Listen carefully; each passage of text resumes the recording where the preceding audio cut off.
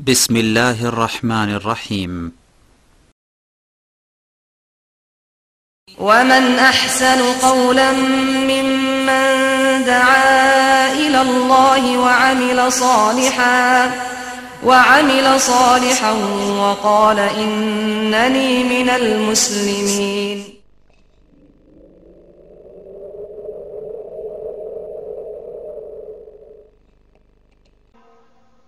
إنما يعمر مساجد الله من آمن بالله واليوم الآخر وأقام الصلاة وآتى الزكاة ولم يخش إلا الله فعسى أولئك أن يكونوا من المهتدين.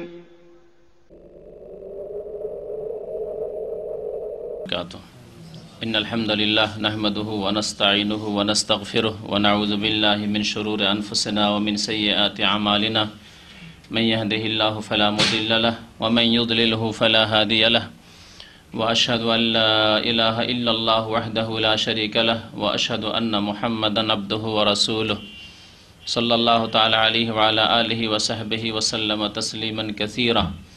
يا أيها الذين آمنوا اتقوا الله حق تقاته ولا تموتن إلا وأنتم مسلمون.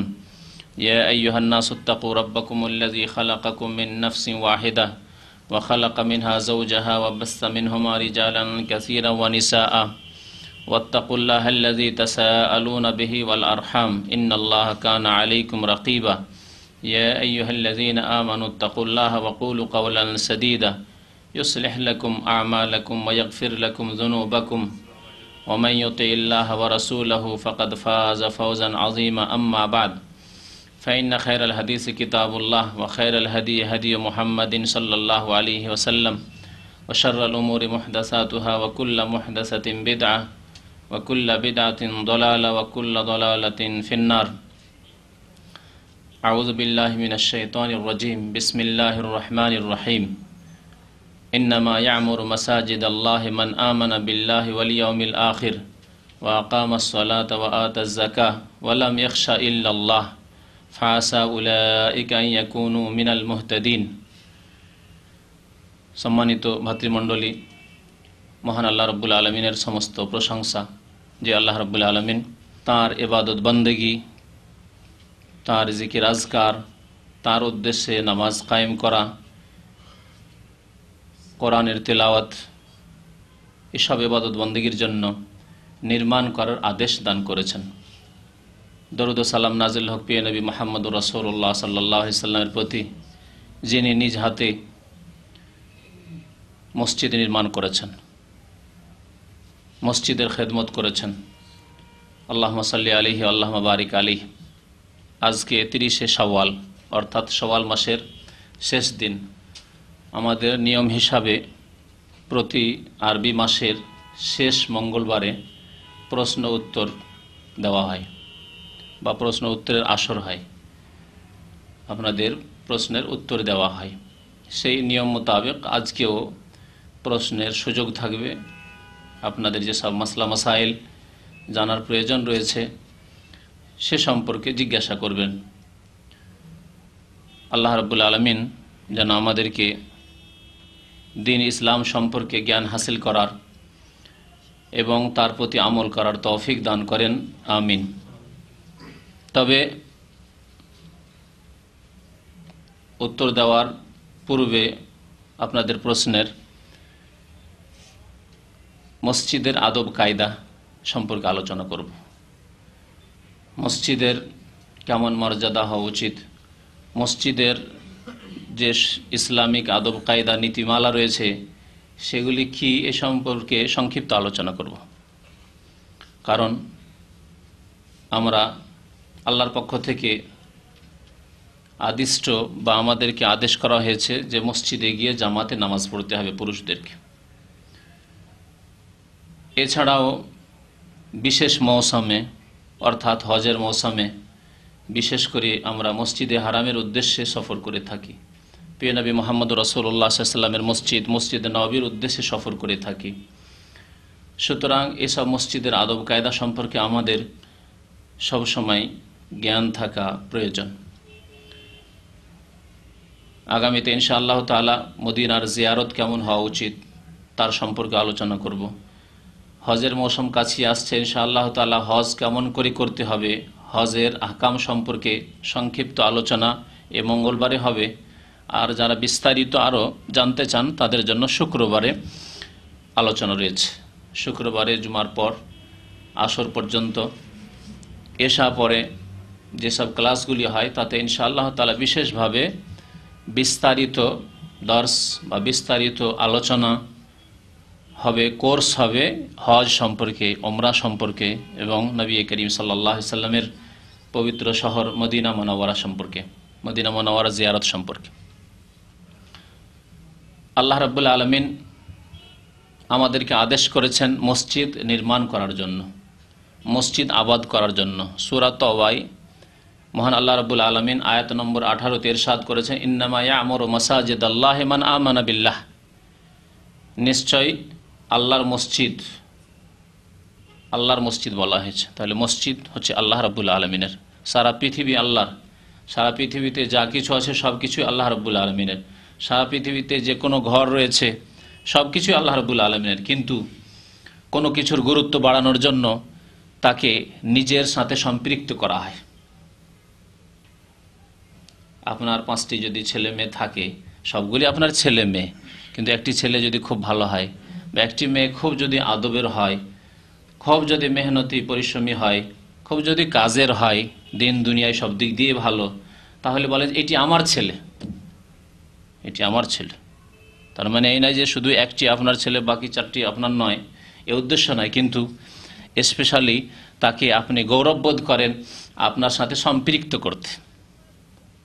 আর যদি আপনার ছেলে অবাঞ্ছিত হয় তাহলে আপনি লজ্জাবোধ করেন যে আমার ছেলে বলবো।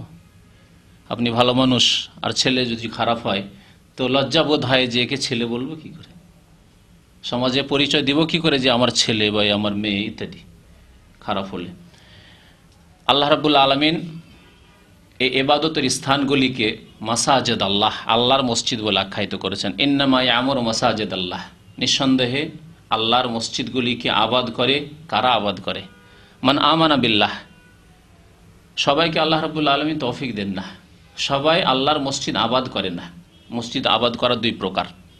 মসজিদ আবাদ করা নির্মাণের মাধ্যমে, মসজিদের যত্ন করার মাধ্যমে, মসজিদের পুনর্নির্মাণের মাধ্যমে, মসজিদের কোনো কিছুর প্রয়োজন রয়েছে সেসব প্রয়োজন মেটানোর মাধ্যমে, মসজিদে আলো বাতি ফ্যান ইত্যাদি যেসব তার জরুরিয়াত রয়েছে, যেগুলি প্রয়োজনের বিষয় রয়েছে সেগুলি পুরা করার মাধ্যমে।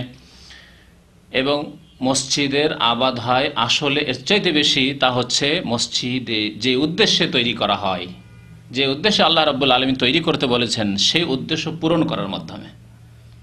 তাহলে একজন মানুষ যদি মসজিদ, অনেক পয়সা আছে, মসজিদ তৈরি করে দিয়ে দিয়েছে কিন্তু মসজিদে যায় না, নামাজ পড়ে না, বা নামাজ পড়লেও ওই রকমই নামাজ পড়ে, ঘরেই নামাজ পড়ে, তাহলে সেই ব্যক্তি সত্যিকার অর্থে মসজিদ আবাদ করল না।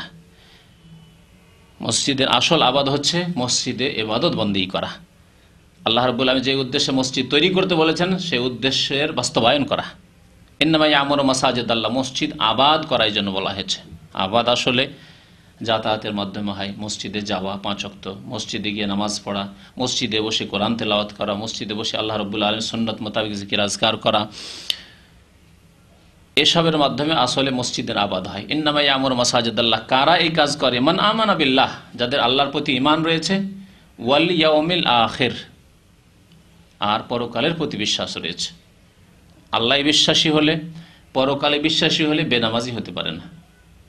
আল্লাহ বিশ্বাসী আর পরকালে যদি বিশ্বাস থাকে যে আল্লাহ আদেশ করেছেন, সুতরাং আমার সামনে আদেশ রয়েছে আল্লাহর, আমার সামনে আদেশ রয়েছে আমার বাবা মায়ের, আমার সামনে আদেশ রয়েছে স্ত্রী ছেলে মেয়েদের, তাদের ডিমান্ড রয়েছে, তলব রয়েছে যে এই দাও সেই দাও, আমার সামনে আদেশ রয়েছে আমার কফিল মালিক বসের।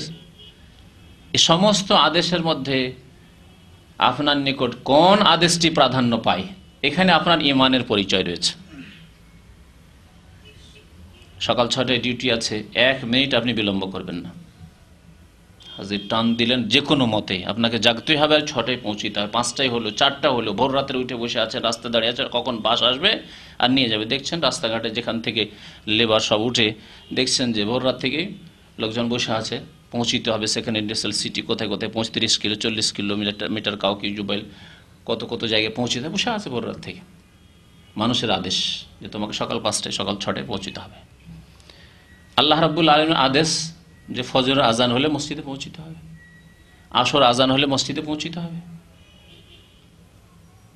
তো আল্লাহ রাব্বুল আলামিনের আদেশকে প্রাধান্য কারা দেয়? মসজিদ আবাদ তারাই করে। মান আমানা বিল্লাহ, যাদের আল্লাহর প্রতি ঈমান আছে, যে মহান আল্লাহ রাব্বুল আলামিনের আদেশ সবচেয়ে বড় আদেশ, এবং সর্বপ্রথম সেই আদেশ পালন করতে হবে। তার আদেশ পালনের উদ্দেশ্যে আল্লাহ আমাদেরকে সৃষ্টি করেছেন, না হলে আল্লাহ আমাদেরকে মানুষ করে সৃষ্টি করতেন না। মান আমানা বিল্লাহ ওয়াল ইয়াউমিল আখির, পরকালে বিশ্বাস রয়েছে।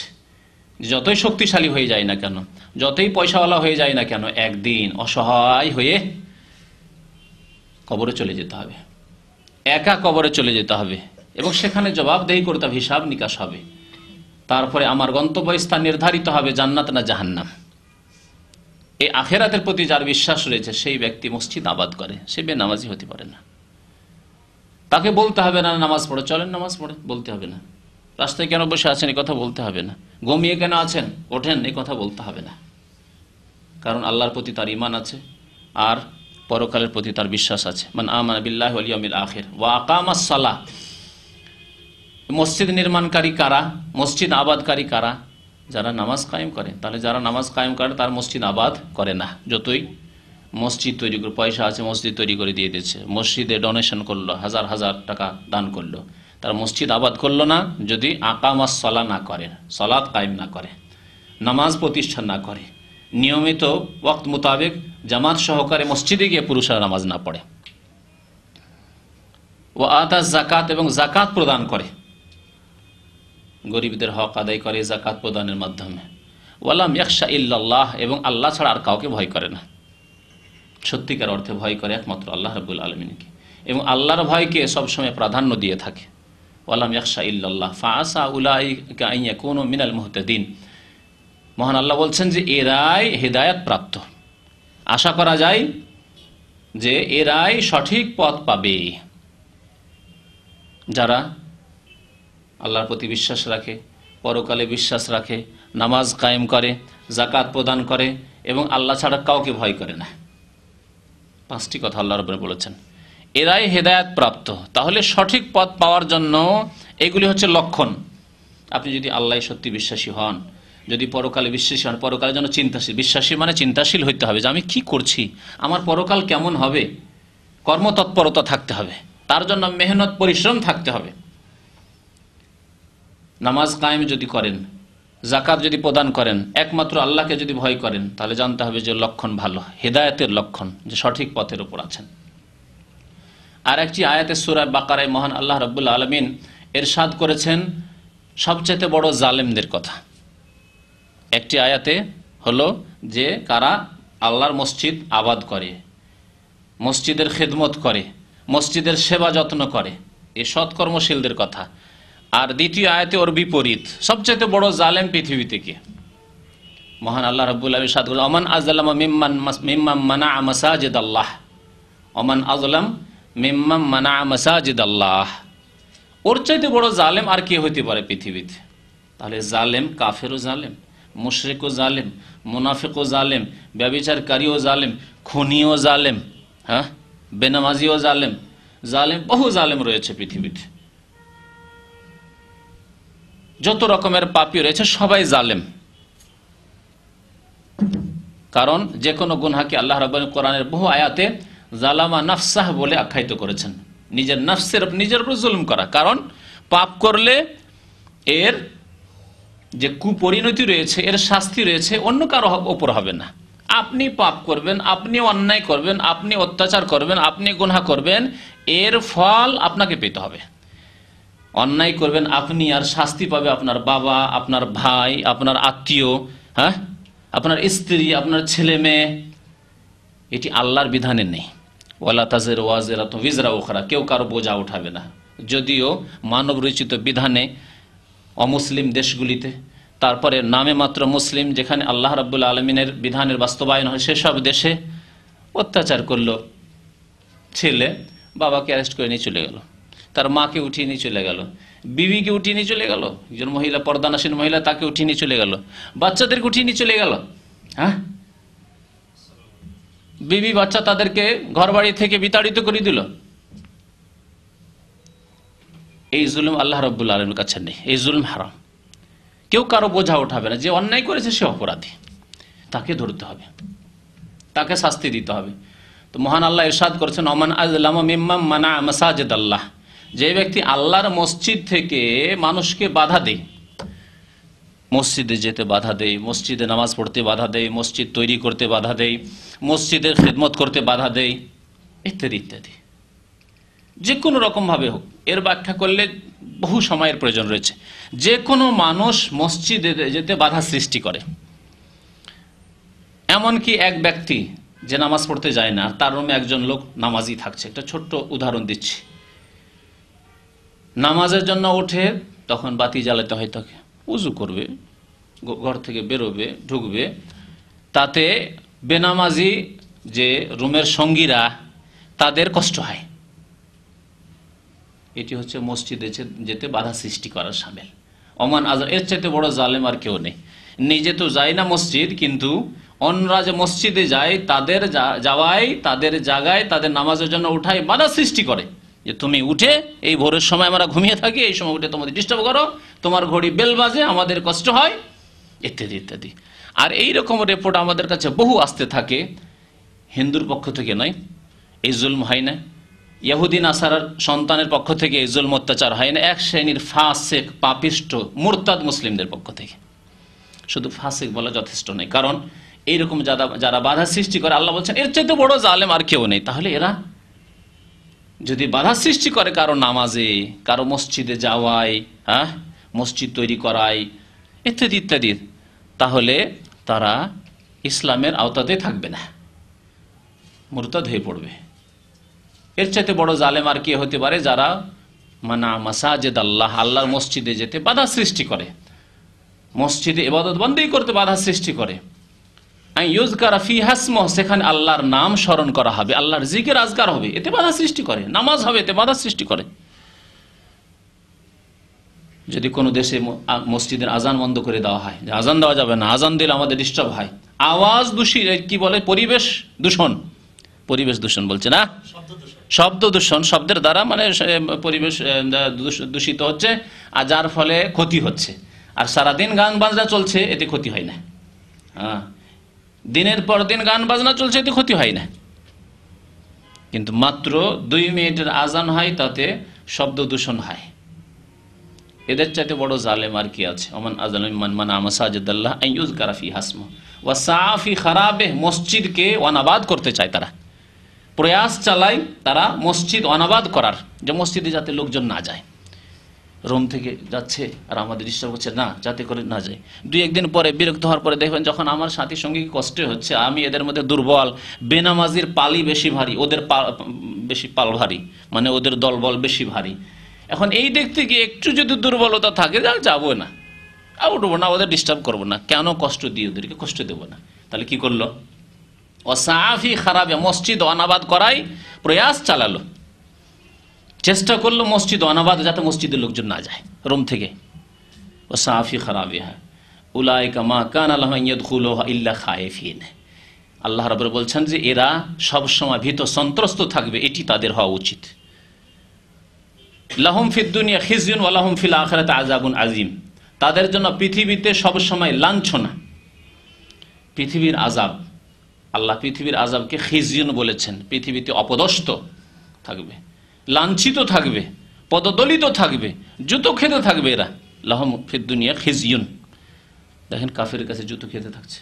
আজকে মুসলিম সমাজের অধিকাংশ মানুষ নামাজ পড়ে না, আর কোনো নামাজি ভাই যদি রুমে চলে আসে তাহলে কষ্ট হতে লাগে, এর সামনে তো গান শোনা যাবে না, এর সামনে তো খারাপ ছবি দেখা যাবে না, ফিল্ম দেখা যাবে না, তো একে কেমন করে তাড়াইতে হবে, একে এত পেরেশান কর, একে এত জ্বালা যন্ত্রণা কর, যাতে নিজে থেকে পালিয়ে যায়। লাহুম ফিদ দুনিয়া খিজয়ুন, এদের জন্য, এই মুসলিম জাতি যারা নামে মাত্র মুসলিম কিন্তু মসজিদ আবাদে মসজিদের লোকজন যায় তাতে বাধা সৃষ্টি করে, লাহুম ফিদ দুনিয়া খিজয়ুন, দুনিয়ায় তাদের জন্য লাঞ্ছনা, আযাবে ইলাহি, ওয়ালাহুম ফিল আখিরাতে আযাবুন আযীম, আর আখিরাতে পরকালে মরার পরে তাদের জন্য বড় শাস্তি রয়েছে, মহাশাস্তি রয়েছে। মসজিদের আদব কায়দার খেয়াল রাখতে হবে। নবী করিম সাল্লাল্লাহু আলাইহি সাল্লাম বহু আদব কায়দার কথা মসজিদ সম্পর্কে শিখিয়েছেন। মসজিদের প্রথম আদব কায়দা হচ্ছে যে মসজিদকে নাপাকি থেকে, সমস্ত রকমের নাপাকি থেকে পবিত্র রাখতে হবে।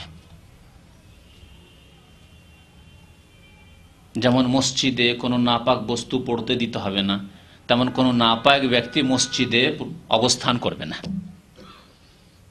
মসজিদে প্রবেশ করবে না, মসজিদে অবস্থান করবে না কোনো নাপাক ব্যক্তি।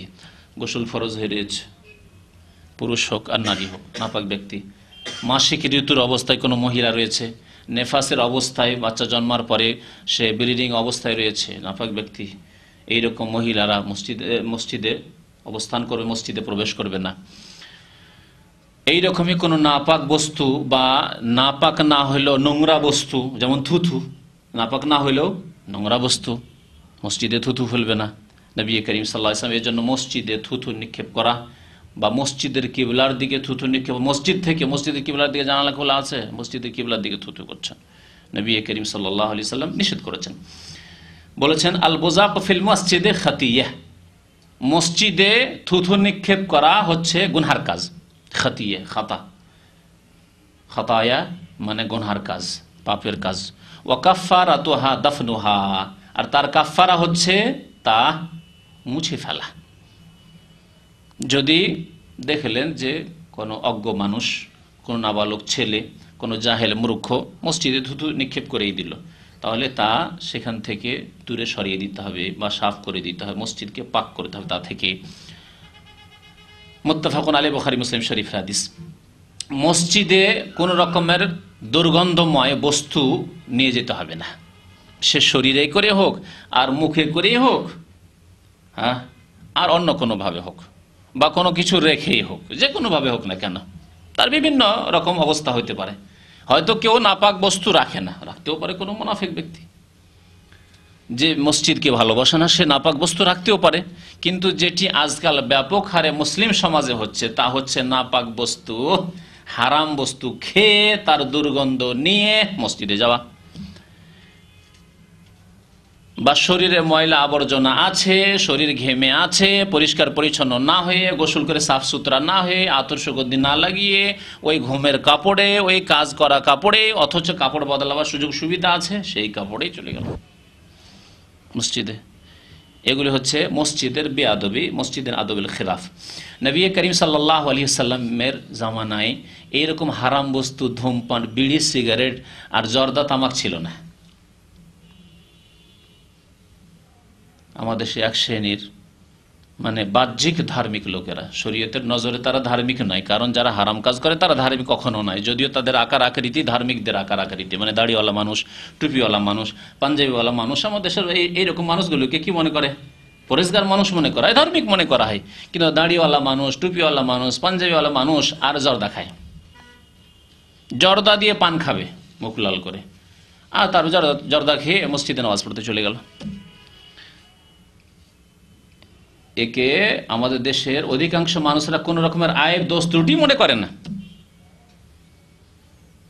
বরং জর্দা দিয়ে পান চিবাচ্ছে আর তা নিয়েও যদি মসজিদে ঢুকে যায় সেটিকেও আয়ের দোষ মনে করে না। ভদ্রতার সাথে হারাম কাজ করছে। কি কাজ করছে?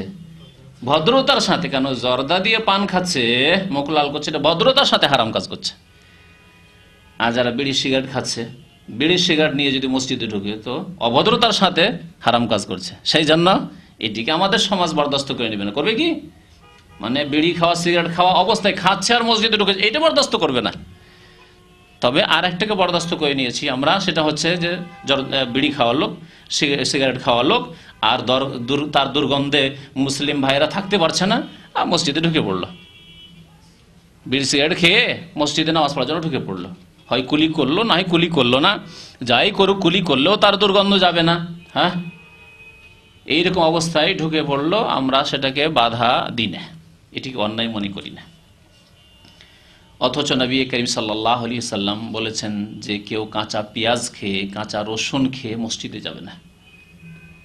তাহলে যখন মসজিদে যাওয়ার সময় রয়েছে, 2-4 ঘন্টার মধ্যে আমাকে মসজিদে যেতে হবে, তাহলে কাঁচা পেঁয়াজ, কাঁচা রসুন খাওয়া জায়েজ নয়। যাদের উপর জামাতে নামাজ পড়া উচিত,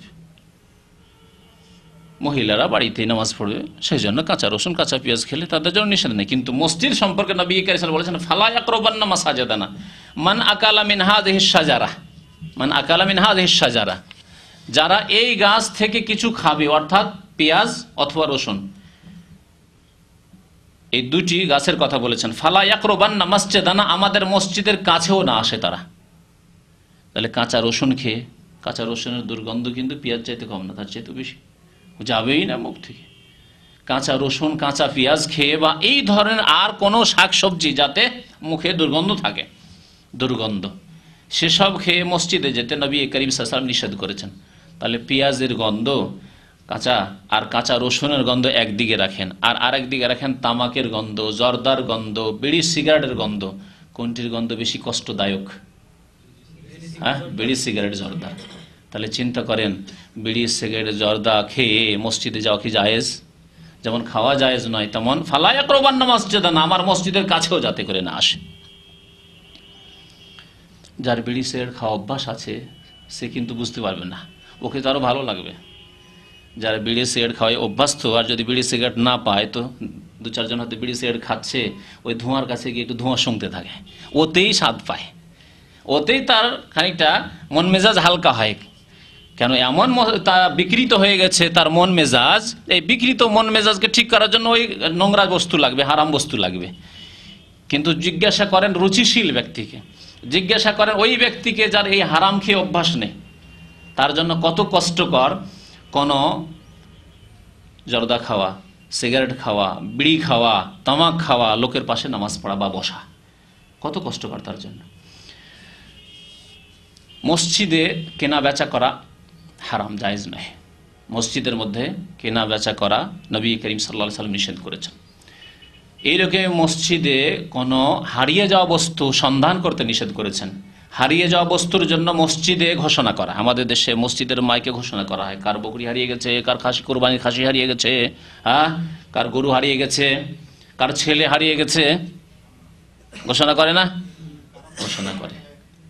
নবী করিম সাল্লাল্লাহু আলাইহি ওয়াসাল্লাম শক্তভাবে নিষেধ করেছেন। তিরমিজি শরীফের হাদিস যে ইযা রাআইতুম মাইয়াবিউ আও ইয়াবতাউ ফিল মসজিদ, তোমরা যখন দেখবে যে কোনো ব্যক্তি মসজিদে কোনো কিছু বিক্রি করছে, আও ইয়াবতাউ অথবা খরিদ করছে, কেনা বেচা করছে, কেনাকাটা করছে, কেউ বিক্রি করছে, কেউ কিনছে, ফাকুলু, তখন তোমরা বলবে, কি বলবে? লা আরবাহাল্লাহু তিজারাতাকা, তোমার ব্যবসায় আল্লাহ যেন বরকত না দেন, তোমার ব্যবসায় যেন বরকত না হয়। তাহলে মসজিদের মধ্যে বিক্রি করা, মসজিদে ঘোষণা করছে, ভাই বিক্রি হয়তো বাইরেই করবেন, এক তো মসজিদের মধ্যে বিক্রি করা, এর একটা ধরন হচ্ছে। আর একটা ধরন হচ্ছে যে মসজিদের মাইকে ঘোষণা করলেন, মসজিদে দাঁড়িয়ে গেলেন, ভাই খুব ভালো সুন্দর আতর নিয়ে এসছি, বাইরে পাবেন, আপনারা মসজিদে নামাজ পড়ার পরে যার নেওয়ার ইচ্ছা হবে বাইরে আপনারা পাবেন। হ্যাঁ, ভালো কিতাব নিয়ে এসছি ভাই, বাইরে মসজিদের বাইরে আছে, আমাদের ভাই দাঁড়িয়ে আছে, যারা নেওয়ার ইচ্ছা সে নেবেন। জানতে অনেকে মনে করে ঘোষণাই করলাম, বিক্রি তো বাইরে মসজিদের, কিন্তু ঘোষণা করলেন মসজিদ থেকে বিক্রির জন্য। নবী করিম সাল্লাল্লাহু আলাইহি ওয়াসাল্লাম বদদুয়া দিতে বলেছেন যে আল্লাহ যেন তোমার ব্যবসায় কোনো বরকত না দেন, তোমার ব্যবসায় যেন লাভবান না করেন তোমাকে।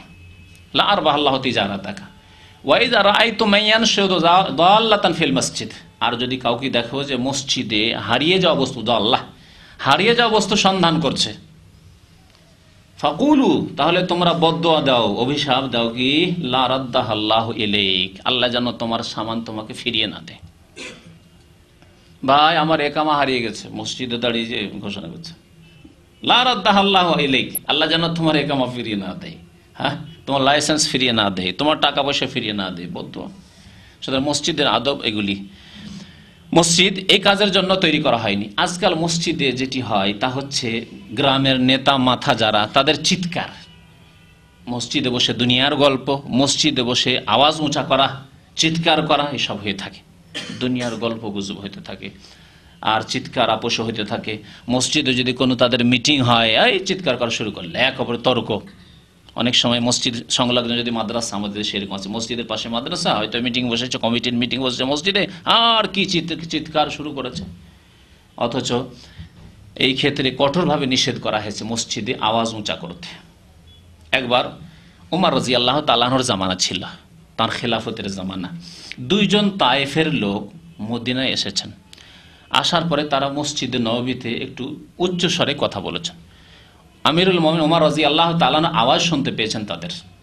শোনার পরে জিজ্ঞাসা করলেন যে তোমরা কোথাকার? মিন আইনা আনতুমা, কোন এলাকা থেকে, কোন দেশ থেকে তোমরা এসেছো? তখন তারা বলল মিন আহলি তায়েফ, আমরা তায়েফ থেকে এসেছি। উমর রাদিয়াল্লাহু তাআলা আনহু বললেন যে তোমরা মেহমান অতিথি, দূর সুদূর তায়েফ থেকে তোমরা মদিনায় এসেছো, সেই জন্যই তোমাদেরকে কিছু বললাম না, আজকে ছেড়ে দিলাম। লাউ কুনতুম মিন আহলিল বালাদ, তোমরা যদি এই শহরের অধিবাসী হতে, অর্থাৎ মদিনার লোক হতে, স্থানীয় লোক হতে, লা আউজাতুকুমা দারবান, তাহলে তোমাদেরকে কঠোর মার দিতাম, শক্ত মার দিতাম। লা আউজাতুকুমা দারবান, তোমাদেরকে শক্ত মার দিতাম, আজকে ভালো করেই তোমাদেরকে পিটুনি দিতাম।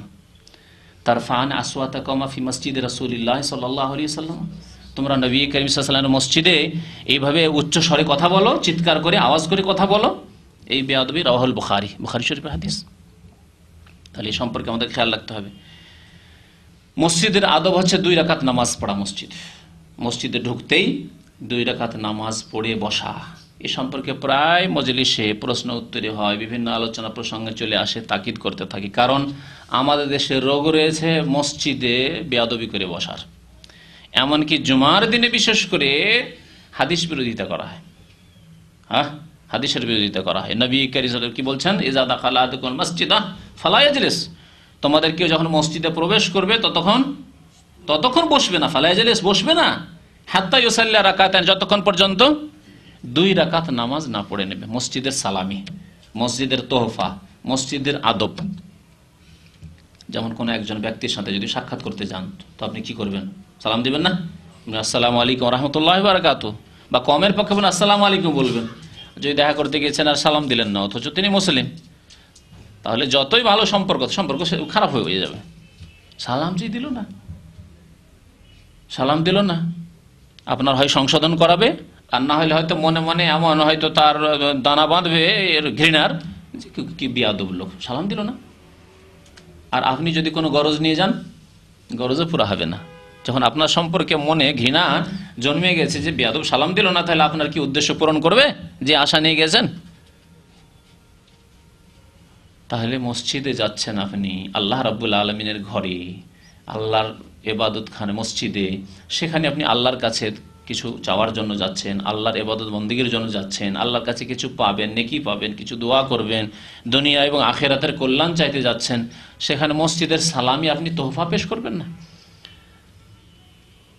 শুধু যুক্তি নয়, এই যুক্তিটি এর সাথে বললাম, কিন্তু আসলে হচ্ছে নবী করিম সাল্লাল্লাহু আলাইহি ওয়াসাল্লামের ফরমান। তিনি ইরশাদ করেছেন অতক্ষণ বসবে না যতক্ষণ 2 রাকাত নামাজ পড়ে না নেবে। আর আমাদের দেশে এক শ্রেণীর মানুষরা জুমা মসজিদে গিয়ে একটু বসবে, 1 মিনিট 2 মিনিট হলে বসবে, বসার পরে উঠবে, তারপরে নামাজ পড়বে, যাতে করে নবী করিম সাল্লাল্লাহু আলাইহি ওয়াসাল্লামের বিরোধিতা করা হয়। জানতে করুক আর অজান্তে করুক, জাহেল না জেনে করে।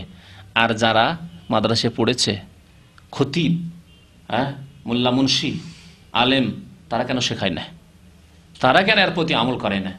আবার খুতবা শুরু হয়ে গেলে কঠোর নিষেধ, খুতবা শুরু হয়ে গেলে তখন লালবাতি জ্বেলে দিল। কোথায় আছে? নবী করিম সাল্লাল্লাহু, বুখারী শরীফ হাদিস, নবী করিম সাল্লাল্লাহু আলাইহি ওয়াসাল্লাম খুতবা দিচ্ছেন মসজিদে নববীতে, আর একজন সাহাবী আসছেন, আসার পরে ভাবছেন যে আল্লাহ রাসূলের খুতবা চলছে আর নামাজ পড়বো, তিনি বসে যাচ্ছেন। নবী করিম সাল্লাল্লাহু বলছেন কম, দাঁড়াও, ফাসাল্লি রাকাতাইন, 2 রাকাত নামাজ পড়ো, তারপরে বসো। দাঁড় করে দিলেন নবী করিম সাল্লাল্লাহু আলাইহি ওয়াসাল্লাম, 2 রাকাত নামাজ পড়ালেন, তারপরে বসতে দিলেন। এই হাদিস কোথায়? যারা জানেন না, যতক্ষণ জানেন না ওজর রয়েছে, কিন্তু যদি জানার ব্যবস্থা থাকে, আশেপাশে শিক্ষার ব্যবস্থা আছে, শিক্ষা অঙ্গন রয়েছে, ইসলামিক সেন্টার আছে, আর আশেপাশে বাস করেন, শিখলেন না, তাহলে জবাবদিহি করতে হবে। আর এত দূরে রয়েছেন যেখানে সঠিক কোরআন এবং হাদিস পৌঁছাবেন এইরকম আলেমই পৌঁছিল না, তাহলে আল্লাহ মাফ করবেন। আর যারা কোরআন হাদিস মাদ্রাসায় পড়েছেন দেশে, আর পড়ার পরেও আমল করেন না, বিশেষ উদ্দেশ্যে তাদের জবাবদেহি যে কি হবে আল্লাহ ভালো জানে, যে কেন নবী করিম সাল্লাল্লাহু আলাইহি ওয়াসাল্লামের এই ফরমানের বিরোধিতা করেছিলেন, কেন এই নাফরমানি। কুল্লু উম্মতি ইয়াদখুলুনাল জান্নাহ ইল্লা মান আবা, আমার উম্মতের সবাই জান্নাতে যাবে, তবে যারা অস্বীকার করবে নবীর ফরমানকে, নবীর হাদিসকে অস্বীকার করবে না। খুতবা ওয়াজিব, খুতবা শোনা ওয়াজিব, আর ইয়ে সুন্নাত, এই যুক্তি আপনাকে কে পেশ করতে বলল? নবী করিম সাল্লাল্লাহু আলাইহি ওয়াসাল্লাম জানতেন না? আমার দেশের মোল্লারা এই যুক্তি বলে, যুক্তিটা বলে দিচ্ছে, কি বলে? খুতবা শোনা ওয়াজিব আর তাহিয়াতুল মসজিদ হচ্ছে সুন্নাত, তাহলে ওয়াজিব ছেড়ে সুন্নাত পড়বো? এই যুক্তি দিয়ে অনেকে আমাকে প্রশ্ন করে, তার জবাব অনেকবারই বলেছি, আজকেও শুনিয়ে দিচ্ছি। যেই নবী সাল্লাল্লাহু আলাইহি সাল্লাম খুতবা দিয়েছেন, তিনি বলছেন কুম ফাসাল্লি রাকাতাইন, দাঁড়াও নামাজ পড়ো, ঠিক কিনা? তারপর খুতবা শোনা ওয়াজিব কথাটি নিয়ে একটু পর্যালোচনা করেন। খুতবা শোনা ওয়াজিব কোনখান থেকে? শুরু থেকে, মধ্যখান থেকে, কোনখান থেকে? যদি শুরু থেকে হয় তাহলে আপনি যতক্ষণ আসেননি খুতবা 10 মিনিট চলে গেছে, তাহলে ওয়াজিব ছুটে গেল না? তাহলে এর কি জবাব দেবেন? তাই যদি হয় খুতবা শোনা ওয়াজিব, তাহলে খুতবা শুরু থেকে আসতে হইতো। হ্যাঁ, তাহলে বোঝা গেল যে খুতবা শোনা ওয়াজিব বলে দিয়ে আপনি ফেঁসে যাবেন। খুতবা শোনা ওয়াজিব তো দেরি করে কেন? ওয়াজিব তরক হয়ে গেল না? এর কাফারা কোথায়? আপনি যে খুতবা শুরু হয়ে যাওয়ার পরে আসলে এর কাফারা কোথায়? আপনার কি কাফারা দেবেন আপনি ওয়াজিব তরক করে? তাহলে নিশ্চয়ই না, খুতবা কোনো ওজরে আসতে পারেননি, যতক্ষণ আসেননি খুতবা শোনা ওয়াজিব না। যার কানে কোরআনের আয়াত পৌঁছে গেছে খুতবা তখন, তারপরে মসজিদে এসেছেন, নবী করিম সাল্লাল্লাহু আলাইহি ওয়াসাল্লামের প্রথম ফরমান, এক একটি ফরমান এক ধার থেকে পালন করে যেতে হবে। নবী সাল্লাল্লাহু আলাইহি ওয়াসাল্লামের ফরমান যে মসজিদে এসে গেছেন, ধীর স্থিরতার সাথে আসেন, এমন নয় খুতবা শুরু হয়ে গেছে তাড়াতাড়ি করে শুনতে হবে, দৌড় দিয়ে আসি, জায়েজ হবে? খুতবা শোনা যে ওয়াজিব, কেউ যদি খুতবা শোনা ওয়াজিব তাই আমি দৌড় দিয়ে যাচ্ছি মসজিদে, চলবে? চলবে না। মসজিদে আসলেন, আসার পরে নবী সাল্লাল্লাহু আলাইহি ওয়াসাল্লামের ফরমান যে এখন মসজিদে এসেছো, মসজিদের আদবকে খেয়াল রাখো, 2 রাকাত নামাজ পড়ো। সুতরাং এই আদেশ পালন করেন প্রথম। তারপরে যখন এই আদেশ পালন হয়ে গেছে, এখন আর কোনো কাজ নাই, নবীর আর কোনো আদেশ নেই খুতবা শোনা ছাড়া, তখন থেকে খুতবা শোনা ওয়াজিব। ওয়াইযা কুরিয়াল কুরআনু ফাসতামিউ লাহু ওয়া আনসিতু লাআল্লাকুম তুরহামুন, তখন শোনেন। আর নবীর একটি হাদিসকে অমান্য করে দিয়ে, আদেশ অমান্য করে দিয়ে খুতবা শুনবেন, তা চলবে না। আশা করি বুঝতে পেরেছেন। তো তাহিয়াতুল মসজিদ সম্পর্কে আমাদেরকে একটু সজাগ হইতে হবে। আমাদের আত্মীয় স্বজন, গ্রামবাসী, দেশবাসী এই সুন্নতটিকে একবারে জানাজা পড়ে দাফনই করে দিয়েছে। সুতরাং এই সুন্নতকে জীবিত করতে হবে, এবং সুন্নাত জীবিত করলে ইনশাআল্লাহ তাআলা যতদিন পর্যন্ত ওই গ্রামের লোকেরা, ওই এলাকার লোকেরা আপনার এই জীবিত সুন্নতের উপর আমল করবে, এক ভাগ করে পেতে থাকবেন। আর একটি মসজিদের আদব হচ্ছে যে মসজিদে যদি বসে থাকেন ওযু করে বসে আছেন, আর আজান হয়ে গেল, তারপর মসজিদ থেকে বের হওয়া জায়েজ নয়। মসজিদে বসে কথাবার্তা বলছিলেন, গল্প করছিলেন, বা কোনো কাজই ছিল, আর ওযু আছে, আর যেমনই আজান হলো ভাবলেন যে এখন তো 20 মিনিট সময় আছে, 20 মিনিট যদি আমি গাড়ি ধরি তো 91 পৌঁছে যাবো, তো বা খদরিয়া পৌঁছে যাবো, অমুক জায়গায় পৌঁছে যাবো, দিলেন টান যে ওখানে গিয়ে জামাত ধরবো, জায়েজ নয়, জায়েজ নয়। এটি হচ্ছে মসজিদের আদব। যেমন আজান হয়ে গেছে, হাইয়া আলাস সালাহ, নামাজের জন্য এসো, হাইয়া আলাল ফালাহ, মুক্তির জন্য এসো। সুতরাং আর ওযু করে আপনি প্রস্তুত আছেন, এখন নামাজ পড়তে আপনার বাধা নেই, শুধু একটু সময় আছে একামত হতে, তাহলে মসজিদ থেকে বের হওয়া জায়েজ নাই। শুধু বের হতে পারবে কে? তাহলে যার শরীয়তে ওযর আছে, যেমন ওযু নেই, মসজিদে বসেছিল, হয়তো ওযু নেই, তাহলে ওযু করে আসবে, ওযুখানা যাবে, ওযু করে এসে মসজিদ নামাজ পড়বে। মসজিদ চেঞ্জ করার জন্য ওই মসজিদে গিয়ে নামাজ পড়ো। সুতরাং মসজিদ থেকে বের হলেন না, মসজিদ থেকে বের হওয়া জায়েজ নাই। তবে মসজিদের পাশে আছেন, বাইরে আছেন, অফিসে আছেন, বা বলেন এই মসজিদে নামাজ পড়বো না, আগে গিয়ে সামনে গিয়ে একটু পড়বো, সেটা আলাদা কথা, কিন্তু মসজিদ থেকে বেরিয়ে যাওয়া জায়েজ নয়। নবী করিম সাল্লাল্লাহু আলাইহি ওয়াসাল্লামের হাদিস শোনাই, আবু সাসা তাবেঈ বলছেন, কুন্না কউদান মা আবি হুরায়রা, আমরা আবু হুরায়রা রাদিয়াল্লাহু তাআলা আনহুর সাথে বসেছিলাম, সাহাবী, ফিল মসজিদ, মসজিদে, ফাআযানাল মুয়াজ্জিন, হঠাৎ করে মুয়াজ্জিন আজান দিলেন, ফাকামা রাজুলুন মিনাল মসজিদ, একজন ব্যক্তি মসজিদ থেকে বেরিয়ে পড়লো, ফাতবাহু আবু হুরায়রা, আবু হুরায়রা রাদিয়াল্লাহু তাআলা আনহু তখন তার পেছনে পেছনে ছুটলেন, মসজিদ থেকে যেমন বেরিয়েছে আবু হুরায়রা তার পেছনে ছুটেছে। হাত্তা খারাজা মিনাল মসজিদ, মসজিদ থেকে লোকটি বেরিয়ে পড়েছে, আবু হুরায়রা রাদিয়াল্লাহু তাআলা মসজিদের বাইরে গিয়ে বললেন, ফাকাল আবু হুরায়রা আম্মা হাযা ফাকাদ আসহাবাল কাসিম সাল্লাল্লাহু আলাইহি ওয়াসাল্লাম, এই ব্যক্তি প্রিয় নবী মুহাম্মদ সাল্লাল্লাহু আলাইহি ওয়াসাল্লাম, যার কুনিয়াত, যার উপনাম হচ্ছে আবুল কাসিম, তাই না? নবী করিম সাল্লাল্লাহু আলাইহি ওয়াসাল্লামের বড় ছেলের নাম কি ছিল? কাসিম। বড় ছেলের নাম ছিল কাসিম, তাই তিনি হচ্ছেন কাসেমের বাবা, আবুল কাসেম, আবুল কাসিম। আমাদের দেশের মানুষরা এরকম করে নাম রাখে, কিন্তু আসলে এটির নাম আবুল কাসেম মানে কাসেমের বাবা।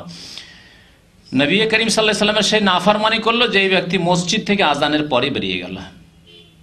মসজিদ সম্পর্কে মনে রাখতে হবে যে মসজিদ হচ্ছে আল্লাহর নিকট সবচাইতে প্রিয় স্থান, সবচাইতে প্রিয় স্থান মসজিদ। সুতরাং মসজিদে গেলে আপনার অবস্থা, আপনার মন মেজাজ, আপনার কৈফিয়ত, আপনার ধরন, আপনার চালচলন, আপনার কথাবার্তায় পরিবর্তন হওয়া উচিত। যেমন বাজারে কথা বলছেন, যেমন বাজারে মন মেজাজ ছিল, যেমন বাজারে আপনি উচ্ছৃঙ্খল, যেমন বাজারে আপনি কি বলছেন না বলছেন, তেমনই মসজিদে না। ইবাদত খানায় পৌঁছেছেন, আপনি আল্লাহ রাব্বুল আলামিনের ঘরে পৌঁছেছেন, সুতরাং আপনার অবস্থার পরিবর্তন হওয়া উচিত। নবী করিম সাল্লাল্লাহু আলাইহি ওয়াসাল্লামের হাদিস আবু হুরায়রা রাদিয়াল্লাহু তাআলা বর্ণনা করেছেন, আহাব্বুল বিলাদি ইলাল্লাহি মাসাজিদুহা ওয়া আবগাযুল বিলাদি ইলাল্লাহি আসওয়াকুহা। সবচাইতে প্রিয় শহর আল্লাহ রাব্বুল আলামিনের নিকট হচ্ছে মাসাজিদুহা, মসজিদ। আর সবচাইতে ঘৃণিত শহর, ঘৃণিত জায়গা হচ্ছে ইলাল্লাহি আসওয়াকুহা, বাজার। ঘৃণিত জায়গায় তাহলে মানুষ কতক্ষণ থাকে? যতক্ষণ একেবারে থাকা জরুরি। ঘৃণিত জায়গায়, ঘৃণিত জায়গা যেমন উদাহরণ দিই আপনাকে, বাথরুম। যদি যে কোনো মানুষকে জিজ্ঞাসা করেন বাথরুমে কতক্ষণ থাকেন আপনি, কেউ প্রয়োজনের বেশি থাকে? যে থাকতে ভালো লাগছে আরো 10 মিনিট থাকি, কেউ থাকবে না। ঘৃণিত জায়গা, পেশাবখানা, পায়খানায়, কাজা হাজাতের জন্য যতক্ষণ প্রয়োজন ততক্ষণ থাকবেন। তাহলে বাজারে যার প্রয়োজন আছে সে থাকবে, যতক্ষণ প্রয়োজন আছে ততক্ষণ থাকবেন, তার বেশি থাকবেন না আপনি। যেহেতু আবগাজুল বেলাদ, আল্লাহর নিকট সবচেয়ে ঘৃণিত জায়গা, ঘৃণিত শহর, ঘৃণিত স্থান। আর আহাব্বুল বেলাদ, প্রিয় জায়গায়, আপনার মনের মতো জায়গায় আরো থাকতে ইচ্ছা করবে। আপনার প্রয়োজন নেই, তারপরে আপনি ওখানে সময় কাটাবার চেষ্টা করবেন, তাই না? সুতরাং মসজিদে যত বেশি সময় কাটাতে পারবেন তত ভালো। তবে আল্লাহ রাব্বুল আলামিন বলছেন তার সাথে রুজিরও সন্ধান করতে হবে, সুতরাং সেদিকেও খেয়াল রাখতে হবে। যার আলহামদুলিল্লাহ রুজি যথেষ্ট আছে বা রুজির জন্য যা কিছু করার করে নিয়েছেন, তাহলে মসজিদে গিয়ে যদি ফরজের পরে অন্যান্য ইবাদত বন্দেগী করতে পারে ভালো কথা। মসজিদে বসে থাকতে পারে, যতক্ষণ পর্যন্ত মসজিদে থাকবে, নামাজের মধ্যে থাকলো, বিশেষ করে নামাজের অপেক্ষায়, নামাজের ইন্তজারে যতক্ষণ থাকবে, আজানের পরে নবী করিম সাল্লাল্লাহু আলাইহি ওয়াসাল্লাম বলেছেন যে ততক্ষণ নামাজেরই নেকি পেতে থাকবে, যদিও বসে থাকে মসজিদে। নবী করিম সাল্লাল্লাহু আলাইহি ওয়াসাল্লাম মসজিদে যাওয়ার ক্ষেত্রে বলেছেন যে তোমরা পায়ের ধাপটাকে ছোট করবে, এটি মসজিদে যাওয়ার আদব। তাহলে দূরে যত বাড়ি হবে মসজিদ থেকে তত ভালো। আমাদের দেশের মানুষ একটু দূরে যদি বাড়ি হয় মসজিদ থেকে, মসজিদ অনেক দূরে, তাই নামাজ পড়তে যেতে পারে, বাড়িতেই নামাজ পড়ে। গত সপ্তাহে এক ভাই বলছে যে আমার বাড়ি অনেক দূরে মসজিদ থেকে, তো আমার কি ঘরে নামাজ পড়া যাবে? প্রশ্ন তার। অনেক দূরে হয়তো তার খেয়ালে অনেক দূরে, কিন্তু আসলে শরীয়তের নজর অনেক দূরে নয়। তাই জিজ্ঞাসা করলাম যে কয় মিনিট লাগে? তো বলছে 3-4 মিনিট লাগে। দেখছেন মজার কথা, প্রশ্ন। অনেক দূরে বাড়ি, সেই জন্য আমি ঘরে নামাজ পড়ি, জায়েজ হবে? জিজ্ঞাসা করলাম কয় মিনিট লাগে? বলে 3 থেকে 4 মিনিট লাগে, অনেক দূরে। সুবহানাল্লাহ। আমি বললাম যে মদিনা ইউনিভার্সিটিতে মাত্র একটি মসজিদ আছে, জামিয়া ইসলামী, মদিনা ইসলামী বিশ্ববিদ্যালয়ে মাত্র একটি মসজিদ আছে, বিশাল মসজিদ, 5000 ছেলে একসাথে নামাজ পড়তে পারবে।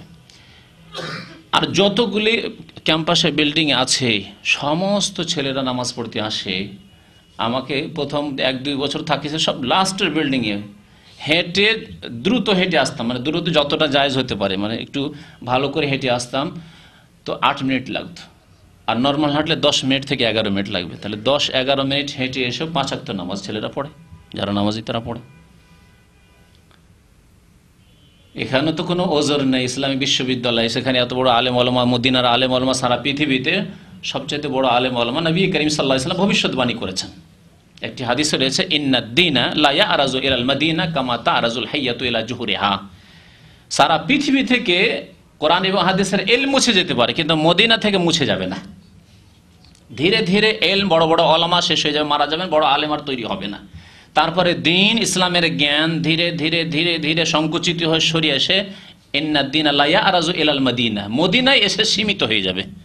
কামা তারাজুল হাইয়াতু, যেমন সাপ বিচরণ করে, এদিক সেদিক ঘোরাফেরা করে, তার আহার সন্ধান করে, ফিরে কোথায় আসে? সাপ তার ঘরতে ফিরে আসে।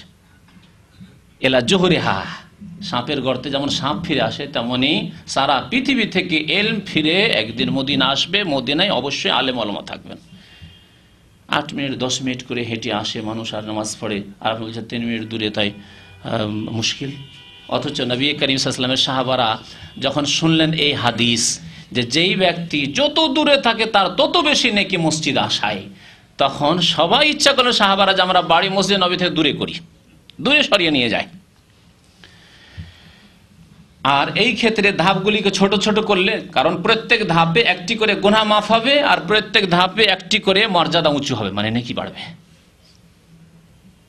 নবী করিম সাল্লাল্লাহু আলাইহি ওয়াসাল্লাম এই মর্মে ইরশাদ করেছেন, আবু হুরায়রা রাদিয়াল্লাহু তাআলা আনহুর হাদিস, মান তাতাহহারা ফি বাইতিহি, যে ব্যক্তি বাড়িতেই ওযু করলো।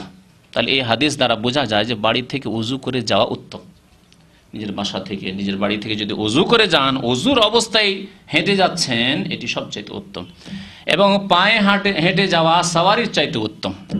যানবাহনে চাপার চাইতে মসজিদে পায়ে হেঁটে যাওয়া বেশি উত্তম। যদিও দূরে যদি হয় তাহলে জায়েজ রয়েছে, কিন্তু উত্তম হচ্ছে পায়ে হেঁটে যাওয়া এবং ওযু করে যাওয়া। অনেকে কি মসজিদে ওযু করেন, ওযুখানায় জায়েজ, কিন্তু নবী সাল্লাল্লাহু আলাইহি ওয়াসাল্লাম যে কথা বলে, মান তাতাহহারা ফি বাইতিহি, যে ব্যক্তি নিজের বাড়িতেই তাহারাত হাসিল করলো, ওযু করলো, সুম্মা মাশা ইলা বাইতি মিন বুয়ুতিল্লাহ, আল্লাহর কোন এক ঘরের উদ্দেশ্যে পায়ে হেঁটে গেল, লিয়াকদিয়া ফারিজাতান মিন ফারাইজিল্লাহ, আল্লাহর কোন ফরজ নামাজ আদায় করার জন্য, কানাত খুতুওয়াতু ইহদাহুমা তাহুত্তু খাতিয়া ওয়াল উখরা তারফাউ দারাজা,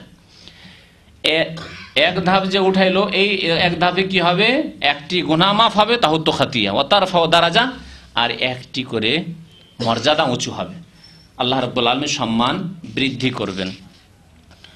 সময় যথেষ্ট হয়ে গেছে, আপনাদের প্রশ্নের জবাবও দিতে হবে, তবে 2-1টি আর আদব বর্ণনা করে দিই। নবী করিম সাল্লাল্লাহু আলাইহি ওয়াসাল্লাম মসজিদে হেঁটে যাওয়ার সময় একটি দোয়া শিখিয়েছেন। যদি কারো পক্ষে সম্ভব হয়, আল্লাহ যদি তৌফিক দেন, তাহলে চেষ্টা করবেন দোয়াটি মুখস্থ করে নেওয়ার। নবী করিম সাল্লাল্লাহু আলাইহি ওয়াসাল্লামের হাদিস আব্দুল্লাহ বিন আব্বাস রাদিয়াল্লাহু তাআলা বর্ণনা করেছেন, আন্নান নবী সাল্লাল্লাহু আলাইহি ওয়াসাল্লাম খারাজা ইলাল মসজিদ ওয়া হুয়া ইয়াকুল, মসজিদে যখন হেঁটে যেতেন তখন বলতেন, আল্লাহুম্মা জাআল ফি কলবি নূরা, আল্লাহ আমার অন্তরে নূর করে দাও, অন্তরকে ঈমানের নূরে আলোকিত করে দাও, ওয়াফি লিসানি নূরা, আমার জবানে নূর করে দাও, অর্থাৎ ঈমানের আলো দান করা, সৎ আমলের আলো দান করা। এর মানে এই নয় যে নবী সাল্লাল্লাহু আলাইহি ওয়াসাল্লামের শরীরকে, জবানকে নূরে পরিবর্তন করে দিতে হবে। নূরে যদি পরিবর্তন, নূর মানে আলো, তাহলে কি লাইট জ্বলতো নবী সাল্লাল্লাহু আলাইহি ওয়াসাল্লামের দেহ থেকে? জ্বলতো কি? তাহলে নূর মানে শাব্দিক অর্থ নয়, এখানে হচ্ছে ঈমানি নূর, এখানে হচ্ছে আমলের নূর। ওয়াজআল ফিস সামঈ নূরা, আমার শ্রবণ শক্তিকে আলোকিত করে দাও, আমার কানকে আলোকিত করে দাও, নূর করে দাও। ওয়াজআল ফি বাসারি নূরা, আমার দৃষ্টি শক্তিতে, আমার চক্ষুতে নূর করে দাও।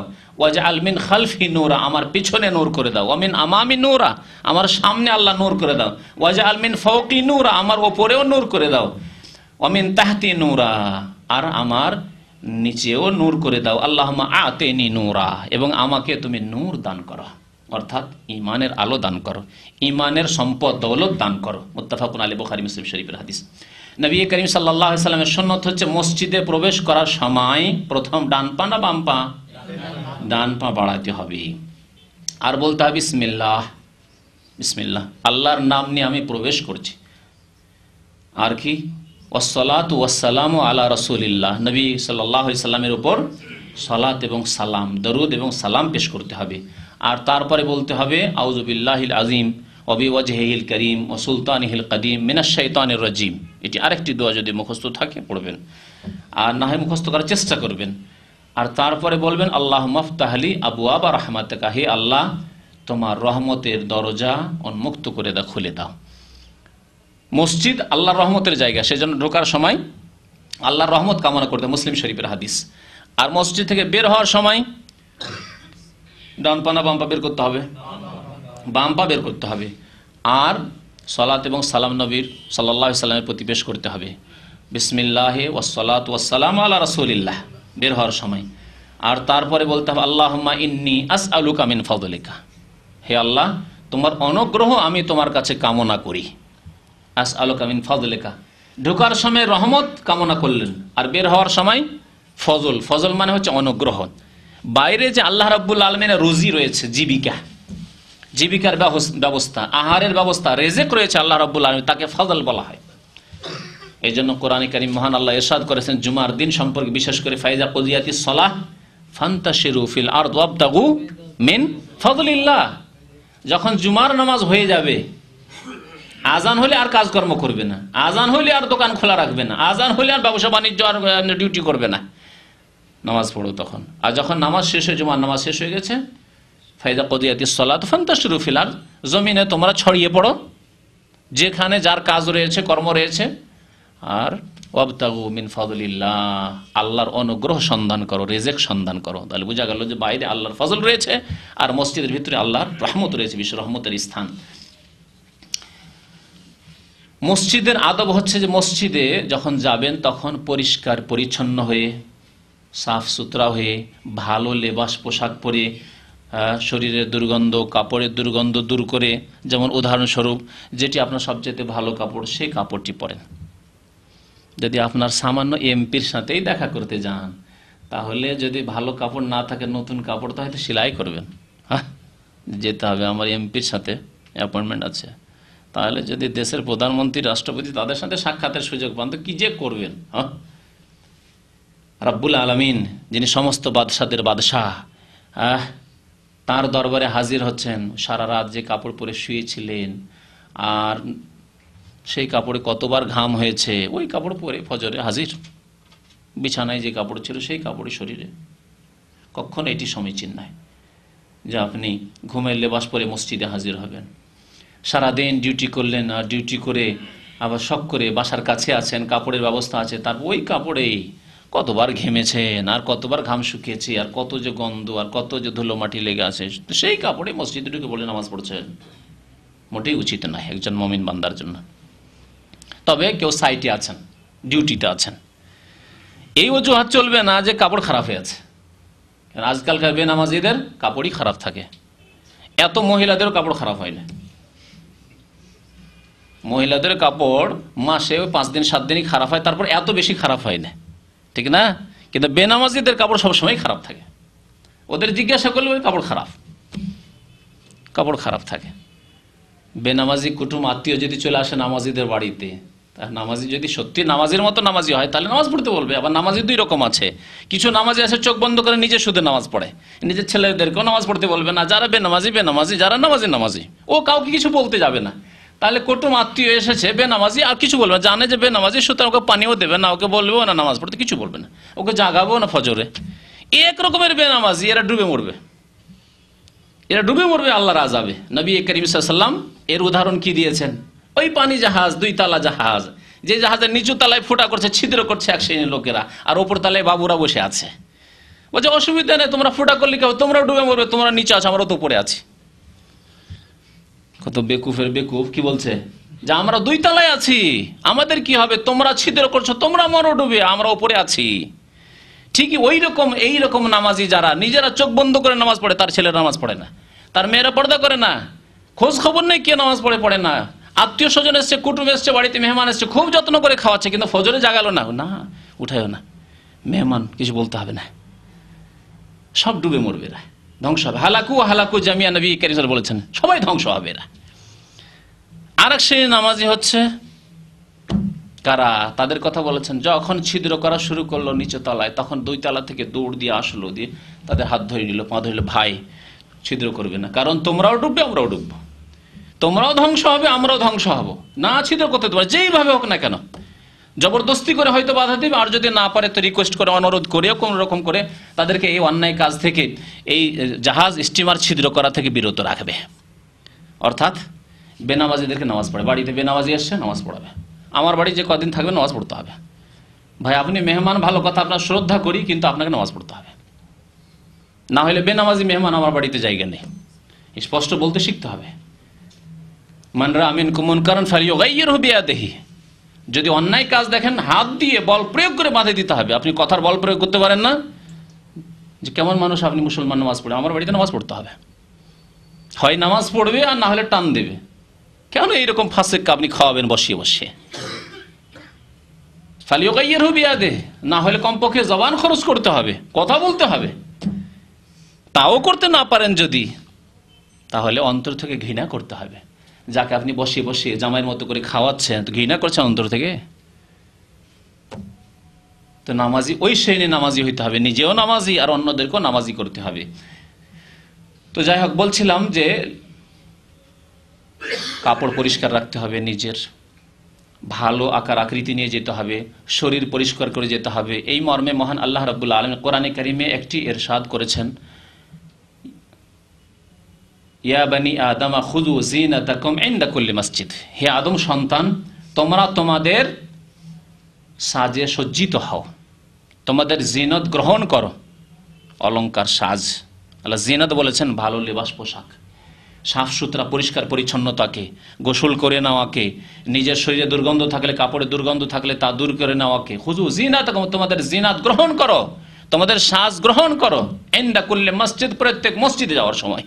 তাহলে মসজিদে গেলে ভালো লেবাস পোশাক পরে পরিষ্কার পরিচ্ছন্নতার সাথে যেতে হবে। বিশেষ করে জুমার দিনে, যেহেতু দুপুরের সময় নামাজ, সাধারণত ঘামের সময়, আর জুমার দিনে গ্যাদারিং বেশি গ্যাদারিং হলে বেশি মানুষের গরম হয়, যার কারণে আরো বেশি তাগিদ রয়েছে গোসল ইয়াউমিল জুমআতে ওয়াজিবুন আলা কুল্লি মুহতালিম, জুমার দিনের গোসল করা প্রত্যেক সাবালক ব্যক্তির জন্য নবী করিম সাল্লাল্লাহু আলাইহি ওয়াসাল্লাম বলেছেন ওয়াজিব।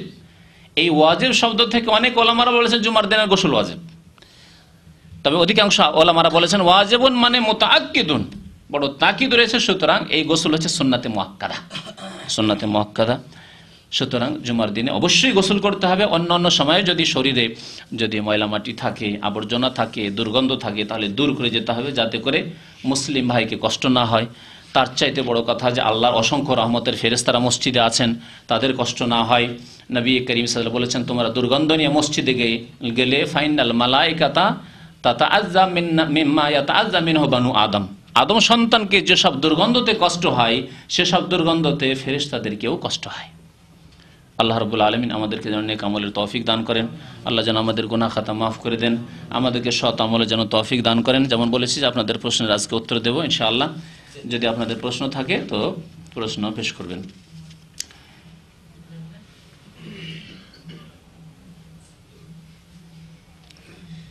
মসজিদের মাইক থেকে কি কোনো মৃত ব্যক্তির ঘোষণা করা যায়? না, যায় না। মসজিদের মাইক থেকে বা যে কোনো মাইক দিয়ে রাস্তাঘাটে মাইকিং করে মৃত ব্যক্তি সম্পর্কে ঘোষণা করা জাহিলি যুগের কুপ্রথার অন্তর্ভুক্ত ওলামারা বলেছেন।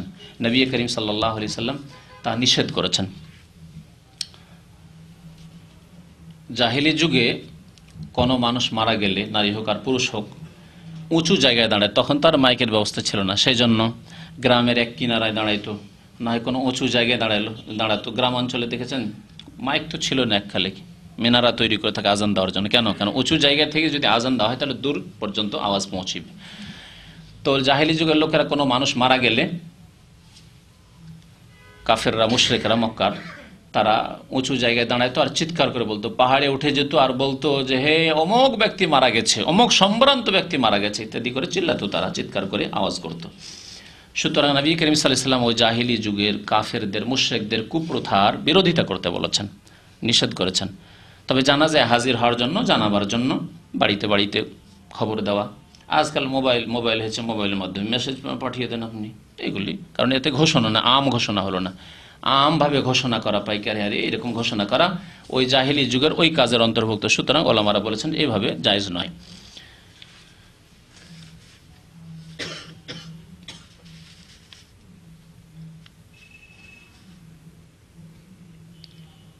মসজিদে কবিতা পাঠ নিষেধ, কে বললো? আপনি ফতোয়া দিচ্ছেন না আপনি জিজ্ঞাসা করছেন? মনে হচ্ছে আপনি ফতোয়া দিচ্ছেন।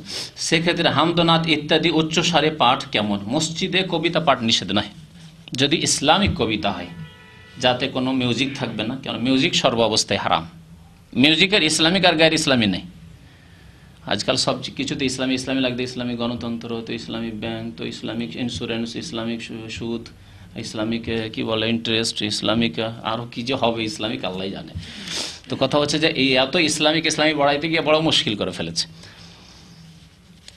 তো কি বলছিলাম যে মিউজিক ইসলামিক হতে পারে না, কারণ মিউজিক শয়তানের বাজনা, হারাম। কিছু আমাদের দেশের ইসলামিক গান, আজকাল শিল্পী গোষ্ঠী ইসলামিক গানের নামে, ইসলামিক সঙ্গীতের নামে সঙ্গীত তৈরি করেছে আর তাতে মিউজিকের বাজনা আছে, এগুলি হারাম। যতই ইসলামিক কথা থাক, ভালো কথা থাকে না কেন, যতই গঠনমূলক কথা থাক, হারাম। তবে কোনো বাজনা নেই, কোনো আপনার বাদ্যযন্ত্রের কোনো আওয়াজ নেই, মিউজিক নেই। আর ইসলামিক কথা যদি হয় বা গঠনমূলক কথা হয়, ভালো শিক্ষামূলক কথা হয়, অশ্লীল কথা না হয়, অশ্লীল কথা মানে যেগুলিতে প্রেমের কথা, ভালোভাবে বুঝতে পারছেন আশা করি, এগুলি যে গান বাজনা আজকাল হচ্ছে প্রেমে ভরা, হ্যাঁ, আর অশ্লীল কথাবার্তা, নোংরা কথাবার্তা ইত্যাদি, তো এগুলি হারাম। বাকি ভালো কথা যদি হয় তাহলে জায়েজ রয়েছে। বিশেষ করে মানুষ মুসলিম জাতিকে উৎসাহিত করার জন্য, মুসলিম জাতিকে তাদের ঘুম থেকে জাগানোর জন্য, তাদের গাফিলতি থেকে তাদেরকে সজাগ করার জন্য এইরকম কবিতা বা এই ইসলামিক সঙ্গীত যদি হয় তো জায়েজ আছে। যেমন নবী করিম সাল্লাল্লাহু আলাইহি ওয়াসাল্লাম একবার হাসান বিন সাবিত, ইসলামিক কবি, সাহাবী এবং তিনি বড় কবি ছিলেন রাদিয়াল্লাহু তাআলা আনহু, তার জন্য মেম্বার বিছিয়ে দিলেন। আর মেম্বারে চেপে নবী সাল্লাল্লাহু আলাইহি ওয়াসাল্লাম উহজুহুম, কাফেরদের তুমি কুৎসা গাও, কাফেরদের কুৎসা গাও তুমি, নবী সাল্লাল্লাহু বলেছেন, এবং ইসলামের প্রশংসা করো, সাহাবায়ে কেরামদের প্রশংসা করো তাদের উত্তর দেওয়ার জন্য। কারণ কাফেররা, অনেক কাফেররা তারা করতো কি, তাদের বাঁধি রেখে, অনেক দাসী রেখে তাদেরকে দিয়ে গান গাওয়াইতো, আর ইসলাম, মুসলিম মহিলা নারীদের তারা কুৎসা করত। নবী করিম সাল্লাল্লাহু আলাইহি ওয়াসাল্লাম তার জবাব দিতে বলেছেন। এবং জেহাদি সঙ্গীত, জেহাদি অনুপ্রেরণা যাতে করে তৈরি হয় মুসলিমদের মাঝে, কারণ এমনি কথা আর পদ্যর ছলে কথা, সঙ্গীতের ছলে কথা, দুটোতে কিন্তু পার্থক্য আছে। মানুষ প্রভাবিত হয় আপনার সঙ্গীত, তারপরে আপনার পদ্যর ছলে কথাবার্তা শুনলে। তো নবী করিম সাল্লাল্লাহু আলাইহি ওয়াসাল্লাম উৎসাহিত করার জন্য তাকে কবিতা পাঠ করতে মসজিদ নববীতে বলেছেন। সুতরাং এইরকম যদি হয়তো জায়েজ আছে। তবে ইসলামিক সঙ্গীত, নাতের নামে আজকাল, নাত বিশেষ করে, কারণ হামদের ক্ষেত্রে আল্লাহর যত প্রশংসা করেন, আল্লাহ সব কিছুর হকদার, তাই না? আল্লাহর যতই প্রশংসা করেন তার প্রশংসা করার শেষ নেই। কিন্তু নবী করিম সাল্লাল্লাহু আলাইহি ওয়াসাল্লামের প্রশংসার একটা সীমানা আছে। সীমানা আছে কিনা? আল্লাহ যদি আল্লাহকে যেভাবে বলে আল্লাহ তোমার ইবাদত বন্দেগী করি, তোমাকে দোয়া করি, নবীকে যদি প্রশংসা করতে গিয়ে বা নবীর নাত গুণাবলী বর্ণনা করতে গিয়ে, ইয়া রাসূলুল্লাহ আপনার দরবার থেকে আমরা নিরাশ হয়ে ফিরি না, আপনার দরবারে চাইলেও পাই, না চাইলেও পাই, শিরক হয়ে গেল। আমাদের দেশের কবর মাজার পূজারীদের এইরকম নাত রয়েছে। অধিকাংশ নাতগুলিতে শিরকিয়া কথা রয়েছে। এমনকি ফাজাইল আমলে একটি নাত আছে যাকে বলা হয়েছে ওই মাওলানা জামি সাহেবের নাত, ফার্সি নাত। তাতে আছে যে ইয়া রাসূলুল্লাহ সারা বিশ্বের মানুষ আপনার পৃথকতায়, আপনি যে পৃথক হয়ে গেছেন, আপনি যে বিদায় নিয়েছেন, তাই সবাই একেবারে ভেঙে পড়েছে, শোকে ভেঙে পড়েছে। সুতরাং তারা হাম ইয়া নবী আল্লাহ, তারা হাম, হে আল্লাহ রসুল আপনি দয়া করুন, আপনি রহম করুন। তারপরে চেরা গাফিল নাশিনি, ফাসিদ বলছে ইয়া রাসূলুল্লাহ আপনি আমাদের থেকে কেমন গাফিল থাকতে পারেন, আমরা এই অসহায় অবস্থায়, দুর্বল অবস্থায় আর অবস্থায় রয়েছি, আমাদের দুর্গতির শেষ নাই, আর আপনি কি করে আমাদের থেকে গাফিল থাকতে পারেন? মনে হচ্ছে নবী করিম তার কথা শুনছেন। নবী সাল্লাল্লাহু আলাইহি ওয়াসাল্লামের কবর মোবারকের কাছে গিয়ে এই শিরকিয়া নাত পড়েছে তারা। আর তাদের দাবি যে যখন এই শিরকিয়া নাত পড়লো তখন নবী সাল্লাল্লাহু আলাইহি ওয়াসাল্লামের হাত বেরিয়ে চলে এলো, লম্বা হাত বেরিয়ে চলে এলো, আর চুমন দিতে এমন শুরু করলো যে তাতে দুই বড় পীর ছিল, এক মিশরের বড় পীর আহমদ রেফাই আর এক বাগদাদের বড় পীর আব্দুল কাদের জিলানী। দুই পীর পর্যন্ত 90,000 লোক চুমন দিল, তার মধ্যে এই দুই পীর ছিল। আস্তাগফিরুল্লাহ। মা আয়েশার জন্য কোনোদিন হাত বেরিয়ে এলো না। আবু বকর সিদ্দিক খলিফাতুর রাসূলুল্লাহ, প্রিয়জন ব্যক্তি, তার জন্য, তার চাইতে বড় প্রিয় ব্যক্তি আর কেউ পৃথিবীতে ছিল নবী সাল্লাল্লাহু আলাইহি ওয়াসাল্লামের? দুইজন। নবী সাল্লাল্লাহু আলাইহি ওয়াসাল্লামকে একবার জিজ্ঞাসা করলেন কোন এক সাহাবী, ইয়া রাসূলুল্লাহ আইয়ুন নাস আহাব্বু ইলাইক, সবচেয়ে প্রিয় ব্যক্তিকে? কি বলেছেন নবী সাল্লাল্লাহু আলাইহি ওয়াসাল্লাম? আয়েশা। আয়েশা সবচেয়ে প্রিয়তম ব্যক্তি আমার। তখন জিজ্ঞাসা করলেন সাহাবারা, মিনার রিজাল, পুরুষদের মধ্যে? আলা আবুহা, তার পিতা। তাদের জন্য হাত বেরিয়ে এসেছিল। কোনো প্রমাণ আছে? যদি হাত বের হয়, সম্ভব হয়তো আল্লাহ করতেন এইরকম, তাহলে প্রথম হকদার আবু বকর ছিলেন, আয়েশা ছিলেন রাদিয়াল্লাহু তাআলা আনহুম, আরো আশরা মুবাশশারা ছিলেন, বদরি সাহাবায়ে কেরামরা ছিলেন, তারা ছিলেন, কোনদিন হাত বেরিয়ে আসেন। সুতরাং এইসব শিরকের রাস্তা।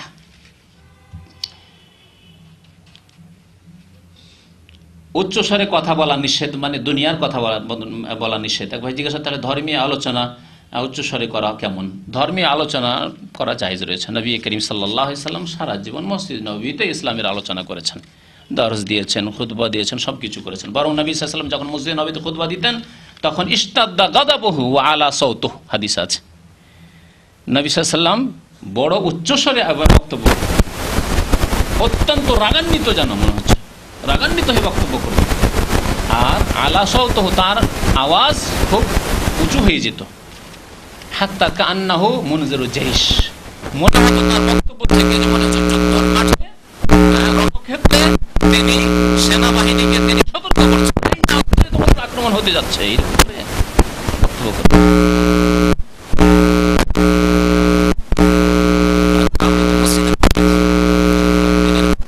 ক্ষেত্রে তার উদ্দেশ্য সেখানে সৎ, যে মানুষকে উৎসাহিত করা, আল্লাহ নিজের কথা নয়, দুনিয়ার কথা নয়। যেটি নিষেধ সেটি হচ্ছে দুনিয়ার গরজে আপোষে তর্ক বিতর্ক হইতে হইতে একদল আমলিক ঠিক আছে, ঠিক করছে অবরোধ করে, আর একদল বলছে না ভুল করছে, কোটি কোটি টাকা লস হচ্ছে, আর চিৎকার মসজিদে লড়াই শুরু করে দিল। আজকাল হচ্ছে না, খালি শিখতে গিয়ে দেখেন প্রত্যেকটা দোকানে দোকানে বসেন আর বুফিয়েতে বসেন, এইদিকে একদল ওইদিকে একদল, এই শুরু করছে। হ্যাঁ, এই এক দলের সাপোর্টার, ও আর এক দলের সাপোর্টার, এই হচ্ছে অবস্থা। মনে হচ্ছে এরাই লড়াই করে এখানেই মরে যাবে অবস্থা। নেতারা ওখানে নেতাগিরি করছে বসে, আর এরা আপোষে লড়ে মরেছে মিসকিন গুলো।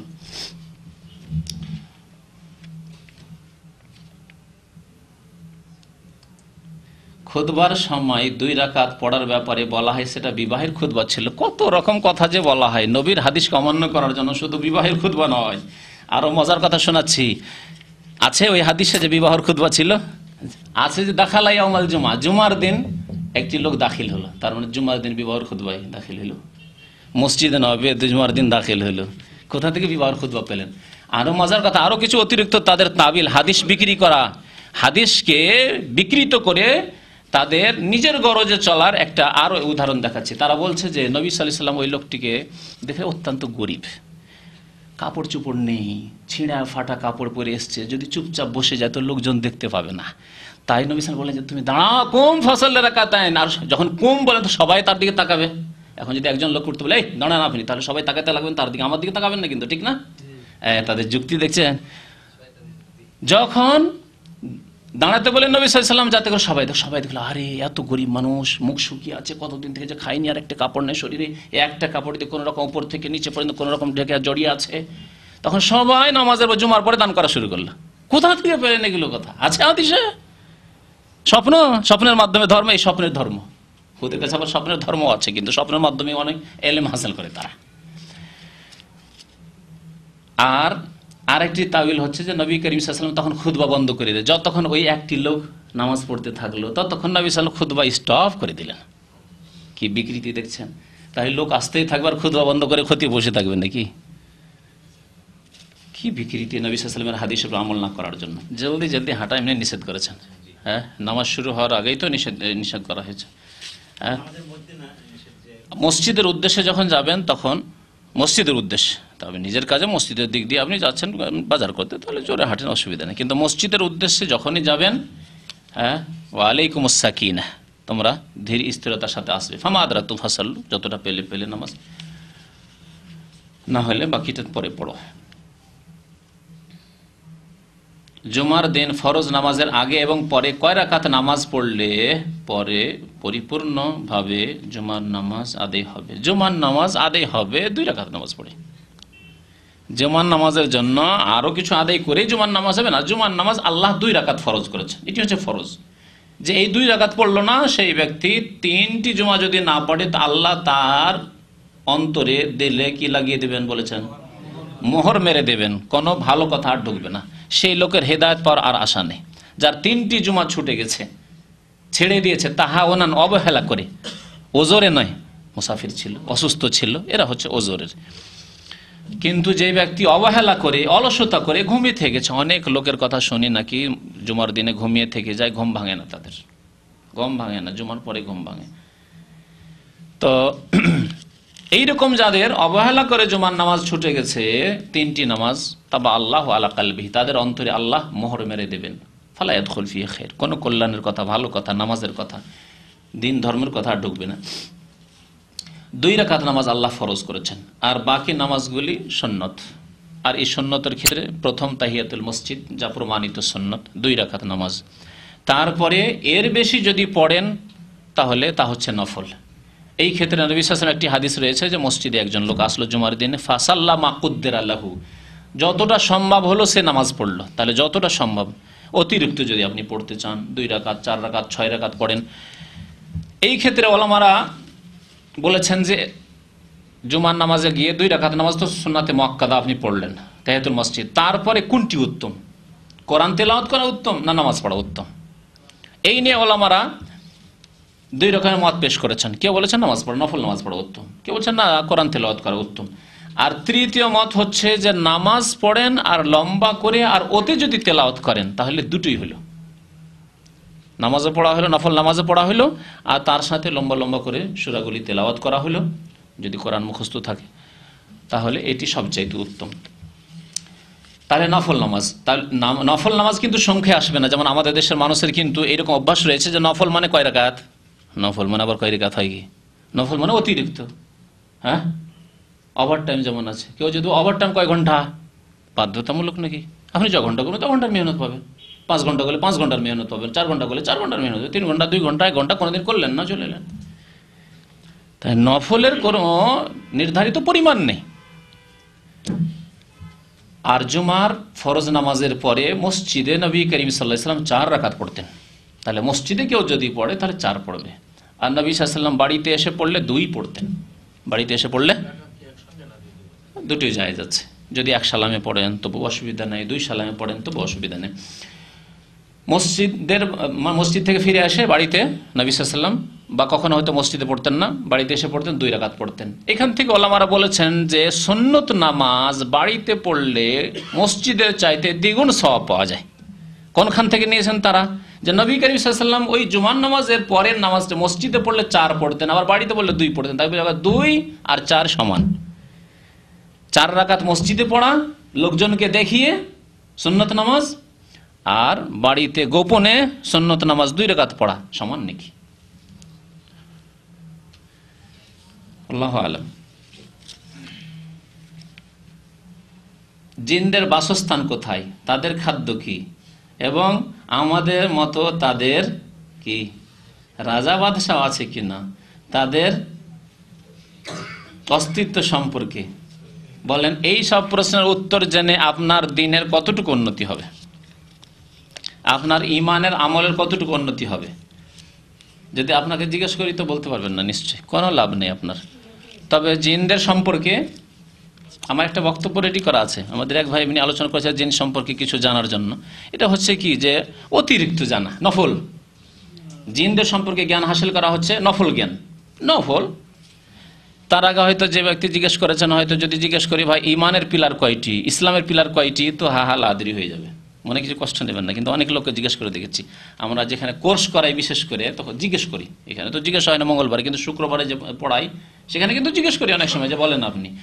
তো জিজ্ঞেস করলে দেখি যে হা লাদরি, ইমানের কয়টি পিলার তাও জানা নাই, যে ইমানের খুঁটি, আমার ঘরের আমার যে ধর্ম ইসলাম তার কয়টি খুঁটি তা জানা নাই আমার।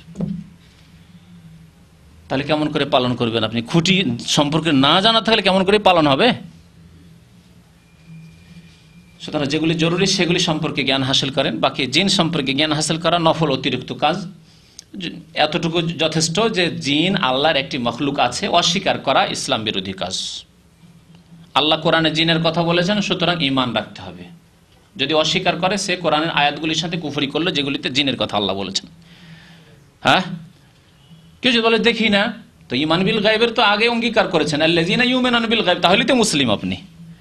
আমরা ফেরেশতাকে না দেখে যখন বিশ্বাস করছি, নবী সাল্লাল্লাহু আলাইহি ওয়াসাল্লামকে দেখিনি তা না দেখে বিশ্বাস, ওয়াহীকে দেখিনি তা বিশ্বাস করছি, জিবরাইল এসেছেন তা বিশ্বাস করছি, কোরআন লাহে মাহফুজ থেকে নাযিল হয়েছে না দেখে বিশ্বাস, সবকিছু না দেখে বিশ্বাস করছি, জান্নাত জাহান্নাম ইত্যাদি সবকিছু না দেখে বিশ্বাস করছি।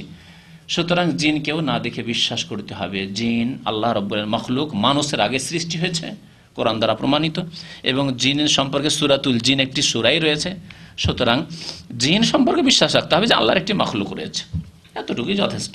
অতিরিক্ত জানার জন্য ইনশাআল্লাহ সময় সাপেক্ষ এই সম্পর্কে আলোচনা হবে। জিনের চিকিৎসা সম্পর্কে যে ক্যাসেট আছে তাতে কিছু কথা আলোচনা আছে, তাও নিতে পারেন। জি হ্যাঁ, সেসব পরে জানতে পারবেন। কোরবানি দাতার নাম উল্লেখ করে করতে হবে কিনা? নাম উল্লেখ করে দিলে ভালো, যদি উল্লেখ করেন। আর না উল্লেখ করলে ইন্নামাল আমালু বিন্নিয়াত, অন্তরে নিয়ত করলে যথেষ্ট।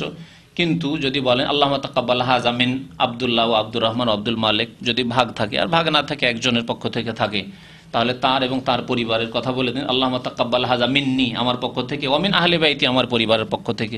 আরবিতে না জানা থাকে আপনি নিজেই জবাই করছেন, সেটিও উত্তম অবশ্য। আমাদের সবার আলেম হুজুরকে দিয়েই জবাই করতে হবে। আমাদের সে আলেমের ফুরসত পেনে সারাদিন জবাই করতে থাকতে হয়, গোটা গ্রামে সব কোরবানি জবাই করতে হবে, কারণ ওই আরবিতে নাম নিতে হবে আল্লাহুম্মা তাকাব্বাল হাযা মিন ফুলানিন ও ফুলানিন, ফুলানিন ফোলা ফোলা করতে হবে, যে সেজন্য আলেম হুজুরকে খোঁজ করতে হবে, কখনো না। সবচাইতে উত্তম নিজের কোরবানি নিজে করা। নবী করিম সাল্লাল্লাহু আলাইহি সাল্লাম বিদায় হজে কতটি কোরবানি করেছিলেন? 100টির মধ্যে নিজে কতটি জবাই করেছিলেন বলতে পারেন? 60-এরও বেশি, প্রায় 63টি। 63টি শুধু নবী।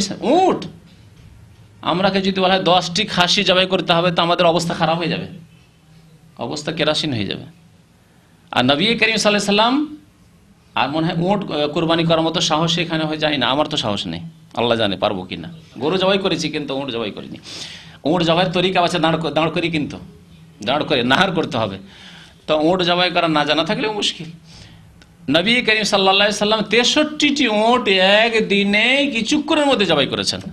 সেই দিনে তওয়াফও করেছেন, সেই দিনে সাফা মারওয়া সাই করেছেন, তওয়াফে ইফাদা আর সাই করেছেন।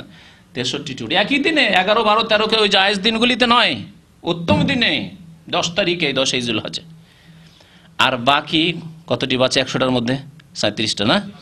এই 37টা আলী রাদিয়াল্লাহু তাআলা বলে তুমি জবাই করে দাও। তাহলে বোঝা গেল যে নিজে যদি করতে পারেন তাহলে অন্য কাউকে দেওয়া যাবে না। একটি কোরবানি, 2টি কোরবানি, আর অন্যকে তুমি কোরবানি করো না, নিজের কোরবানি নিজে করবেন। মহিলারা নিজেরা করবে না, যদিও করে জায়েজ আছে, কিন্তু পুরুষ গার্জেন করবে। আর যদি সম্ভব হয় তো নিজে দাঁড়িয়ে থাকা, যদি মহিলার নিজের নামের কোরবানি হয় তো দাঁড়িয়ে থাকা যদি উত্তম হয়, পর্দার আড়াল থেকে হোক অথবা বোরখা পরে হোক, দেখুক যে আমার কোরবানি জবাই হচ্ছে, এটি ভালো, উত্তম। তো যাই হোক, বললাম যে কোরবানির নাম, কোরবানির ক্ষেত্রে নাম নিতে পারেন, এরও প্রমাণ আছে।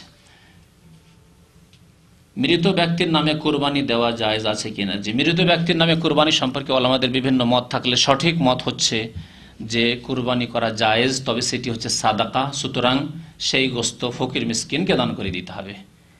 নিজে খাবেন, গোস্ত খেলেন আপনি, আপনার ছেলে মেয়ে, আর নেকি পৌঁছাবেন আপনার বাবাকে, আল্লাহ কোনখান থেকে নেকি দেবেন? আল্লাহ নেকি দেবেন ফকির মিসকিনকে খাওয়াইলে, তাই না? সাদকা করলে। আর খাবেন আপনি, নেকি দেবেন আপনার বাবাকে। সুতরাং ওলামারা বলেছেন, কিছু ওলামারা বলেছেন যে নবী সাল্লাল্লাহু আলাইহি ওয়াসাল্লামের জামানায় কোনো এরকম প্রমাণ নেই যে মৃত ব্যক্তির নামে কুরবানি হতো, সুতরাং কুরবানি না, সাদাকা আছে, কুরবানি করা নেই। কিছু ওলামারা বলছেন যে হ্যাঁ আছে, আর সঠিক হচ্ছে যে আছে, কুরবানি করা যেতে পারে, কিন্তু সেটি সাদাকা। মাইয়াতের নামে যেহেতু কুরবানি, কারণ নবী সাল্লাল্লাহু আলাইহি ওয়াসাল্লাম বলেছেন, গত সপ্তাহে আলোচনা করেছি মৃত ব্যক্তি কি পাবে, বলেছি না? তার মধ্যে আছে সাদাকাতিন জারিয়া। সুতরাং সাদাকা, মাইয়াতকে পৌঁছানোর জন্য সাদাকা আছে অথবা দোয়া আছে। তো এটি যখন জবাই করলেন আর নেকি পৌঁছাবে তাহলে সাদাকা। আর সাদাকা তখন আপনি সচ্ছল ব্যক্তি খেতে পারেন না, আপনার ছেলে মেয়ে, সচ্ছলের ছেলে মেয়ে খেতে পারে না। আপনি সচ্ছল না হলে কি কোরবানি দিতে পারতেন নাকি? পারতেন না তো। তাহলে বোঝা গেল যে গরিব মিসকিনকে খাওয়াইতে হবে। কোরবানি করে দেন, আর গ্রামে যাদের কোরবানি হয়নি তাদেরকে দিয়ে দেন গোস্ত, অথবা তাদেরকেই জানোয়ারটাই দিয়ে দেন, পশুটা দিয়ে দেন, যে তোমরা এটা কোরবানি করে নাও। তোমরা কোরবানি সবচাইতে ভালো, সম্মানের সাথে সসম্মানে নিজের বাড়িতে গরিব মিসকিনা কোরবানি করবে, লোকজনের কাছে লাঞ্ছিত অবদস্থ হয়ে না যে দেখো গোস্ত নিয়ে আসছে ওর মুখের বাড়ি থেকে। নিজের বাড়িতে মান সম্মানের সাথে কোরবানি করলো, যদি এখলাস থাকে তাই করবেন। কিন্তু এই এখলাস তো নেই, গরিব লাইন ধরে বসে আছে ওই 1 কিলো 1/2 কিলো গোস্ত নেওয়ার জন্য সারাদিন, তারপরে একটু গোস্ত উঠিয়ে দিল। এই তো হচ্ছে মুসলমানদের অবস্থা। একটি গুরুত্বপূর্ণ প্রশ্ন আছে, সবই গুরুত্বপূর্ণ কিন্তু এটি খুব জরুরি। আমি মাঝে মধ্যে পানির পাইপ এর কাজ করি, হাতে গ্লু লেগে যায়, কিন্তু ওযু করার সময় সম্পূর্ণ উঠে যায় না। এই মতো অবস্থায় কি করা যাবে? এই ক্ষেত্রে যথাসাধ্য চেষ্টা করতে হবে, যদি কিছু থাকে এমন কেমিক্যাল, তা দিয়ে হয়তো পরিষ্কার করে সরিয়ে দেবে, যাতে পানি চামড়া পর্যন্ত, শরীর পর্যন্ত পৌঁছে। যথাসাধ্য চেষ্টা করতে হবে। আল্লাহ বলছেন ফাত্তাকুল্লাহা মাস্তাতাতুম, যথাসাধ্য আল্লাহকে ভয় করো। নবী সাল্লাল্লাহু বলেছেন ইজা আমারতুকুম বিআমরিন ফাতু মিনহু মাস্তাতা, তোমাদেরকে কোনো আদেশ যখন করব তখন যথাসাধ্য সেটা পালন করো। সাধ্য থাকলে পালন করো, সাধ্য নেই পালন করিও না। যেমন একজন মানুষ অসুস্থ, আল্লাহ বলছেন রমজানের রোজা রাখতে হবে, অসুস্থ, তাহলে কি করবে? সে রোজা রাখবে? পারছে না সে। এই হচ্ছে ফাতুমিন মাস্তাতাতুম। এই হাদিসের অর্থ এই নয় যে একজন লোক বলছে আমি তো 5 ফজর পড়তে পারি না, 5 ওয়াক্ত পারি না, 3 ওয়াক্ত পারছি না। আপনার চাইতে কমজোর ব্যক্তি 5 ওয়াক্ত পারছে। সুতরাং এই ক্ষেত্রে আপনার যথাসাধ্য নয়, সাধ্যের মধ্যেই আছে। 5 ওয়াক্ত সাধ্যের মধ্যে আছে, কিন্তু অসুস্থ ব্যক্তি রোজা রাখা এটি সাধ্যের বাইরে। সেজন্য আল্লাহ মুসাফির ব্যক্তির সফরে রোজা রাখা অনেক সময় সাধ্যের বাইরে, কষ্ট, সেই জন্য আল্লাহ ছাড় দিয়েছে। যেখানে পানি নেই সাধ্যের বাইরে, তারপরে যদি উযু করো, উযু করো, কোথেকে উযু করবেন আপনি? আল্লাহ তায়াম্মুম দিয়েছেন ইনশাআল্লাহ তাআলা। আল্লাহ রাব্বুল আলামিন আমাদেরকে নেক আমলের তৌফিক দান করেন। আল্লাহ যেন আমাদের গুনাহ খাতা মাফ করে দেন। আল্লাহ যেন আমাদেরকে সৎ পথে চলার তৌফিক দান করেন।